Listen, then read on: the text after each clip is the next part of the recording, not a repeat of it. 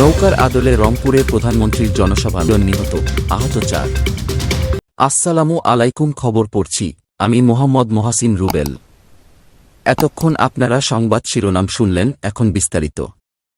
প্রধানমন্ত্রী ও আওয়ামী লীগ সভাপতি শেখ হাসিনা আজ বিভাগীয় শহরে সর্ববৃহৎ মহাসমাবেশে ভাষণ দেবেন। আগামী সাধারণ নির্বাচনে দলীয় প্রতীক নৌকার পক্ষে জনসমর্থন জোগাড় করতেই এই মহাসমাবেশের আয়োজন করা হচ্ছে। রংপুর জিলা স্কুলের মাঠে দুপুর 2টায় অনুষ্ঠেয় এই বিভাগীয় মহাসমাবেশের সব প্রস্তুতি সম্পন্ন হয়েছে এবং প্রধানমন্ত্রী বিকেল 3টায় সমাবেশে ভাষণ দেবেন বলে দলীয় সূত্রে জানা গেছে। প্রধানমন্ত্রী দুপুর 1টায় হেলিকপ্টার যোগে রংপুরে পৌঁছাবেন এবং বিকেল 5:30টায় তার ঢাকার উদ্দেশ্যে বিভাগীয় শহর ত্যাগ করার কথা রয়েছে। একই মাঠে 12 বছর পর জনসভায় ভাষণ দেবেন প্রধানমন্ত্রী। এখানে নৌকার আদলে তৈরি করা হয়েছে জনসভা মঞ্চ।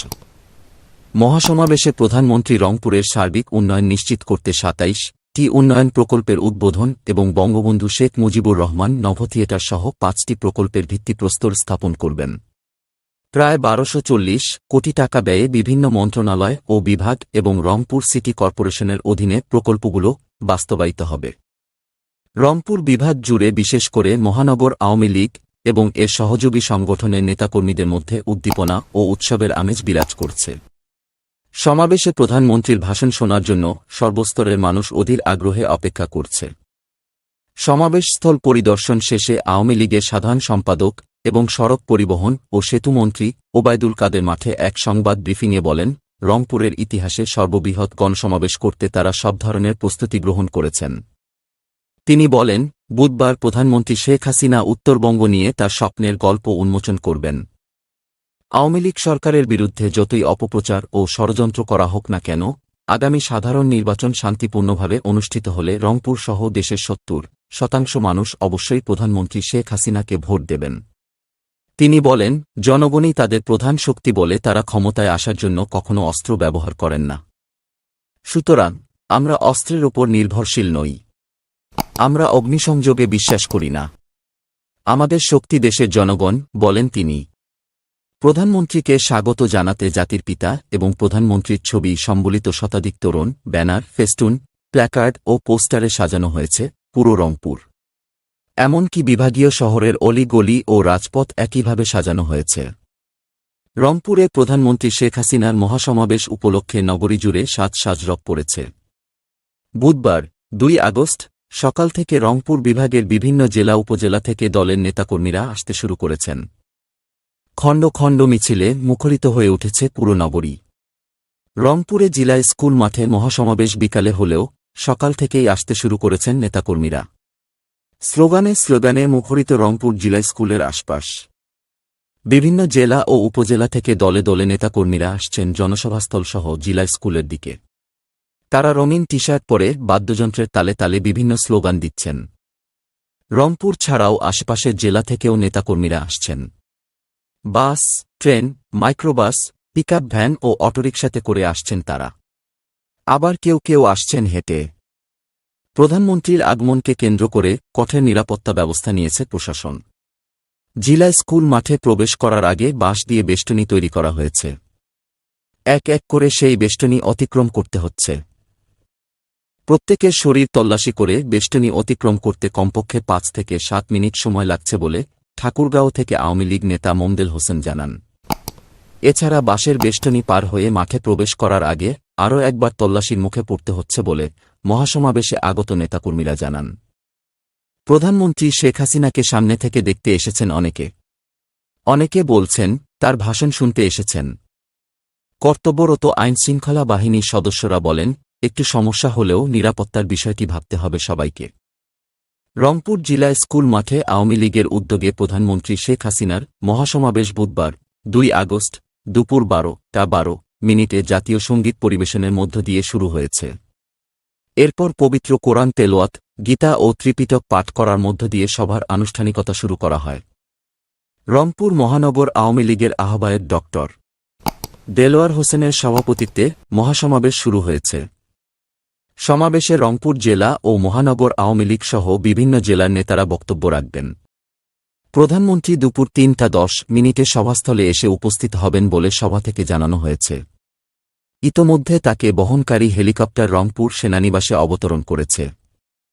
এদিকে সকাল থেকে রংপুর নগরীসহ বিভাগের ৮ জেলা ও ৫-৮টি উপজেলা গ্রাম পর্যায় থেকে নেতাকর্মীরা আসছেন। দুপুর ১টার আগেই সভাস্থল জেলায় স্কুল মাঠ ছাড়িয়ে নগরীর ১০ কিলোমিটার এলাকা জুড়ে জনসমুদ্রের রূপ নিয়েছে।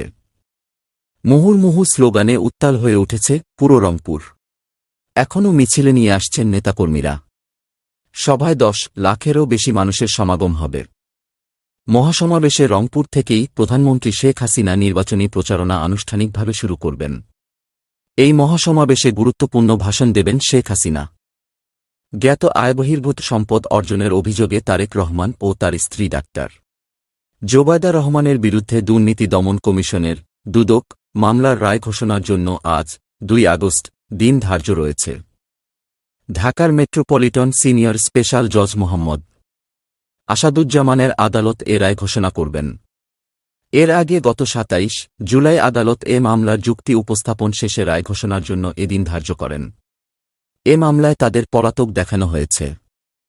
গত ২৪ জুলাই মামলার তদন্তকারী কর্মকর্তা দুদকের উপপরিচালক তৌফিকুল ইসলাম সর্বশেষ সাক্ষী হিসেবে সাক্ষ্য দেন। ওই দিন তার সাক্ষ্য গ্রহণের মধ্য দিয়ে এ মামলায় সাক্ষ্য গ্রহণ শেষ করেন আদালত। মামলাটিতে চার্জশিটভুক্ত ৫৬ জন সাক্ষীর মধ্যে ৪২ জনের সাক্ষ্য গ্রহণ করেছেন আদালত। গত ২১ মে মামলার বাদী দুদকের উপপরিচালক জহিরুল হুদার সাক্ষ্যের মাধ্যমে এ মামলার সাক্ষ্য গ্রহণ শুরু হয়। এ বছরের ১৩ এপ্রিল একই আদালত তাদের বিরুদ্ধে দুর্নীতি দমন কমিশন আইন ২০০৪ এর ২৬, ২, ২৭, ১ এবং দণ্ডবিধির ১০৯ ধারায় অভিযোগ গঠনের মাধ্যমে এ মামলার বিচার শুরুর আদেশ দেন।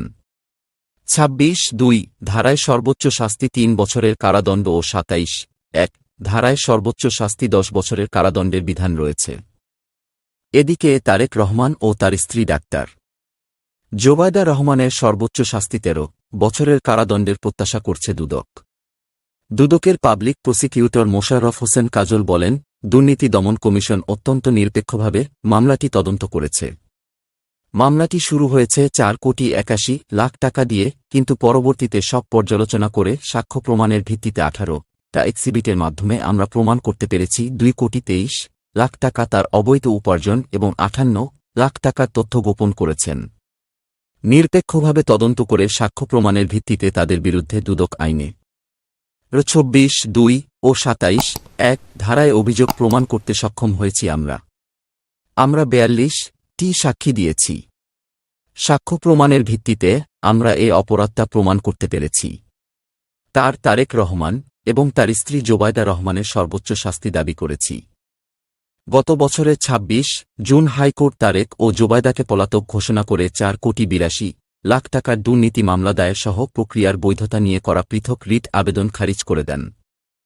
রিট খারিজ করে দেওয়া রায়ে হাইকোর্ট একই সঙ্গে ২০০৭ সালে তত্ত্বাবধায়ক সরকারের সময় দায়ের করা এ মামলার স্থগিতাদেশ প্রত্যাহার করে নিয়ে সংশ্লিষ্ট নিম্ন আদালতকে যত দ্রুত সম্ভব বিচার কার্যক্রম শেষ করার নির্দেশ দেন। এছাড়া ঢাকার চিফ মেট্রোপলিটন ম্যাজিস্ট্রেটকে এ রায় পাওয়ার ১০ দিনের মধ্যে মামলার রেকর্ড ঢাকা মহানগর দায়রা জজ আদালতে পাঠাতে বলা হয়। মামলার বিবরণ থেকে জানা যায়, জ্ঞাত আয়ের বাইরে ৪,৮১,৫৫,৫৬১ টাকার মালিক হওয়া এবং সম্পদের তথ্য গোপন ও জ্ঞাত আয়বহির্ভূত সম্পদ অর্জনের অভিযোগে ২০০৭ সালের ২৬ সেপ্টেম্বর রাজধানীর কাফরুল থানায় এ মামলা করে দুদক।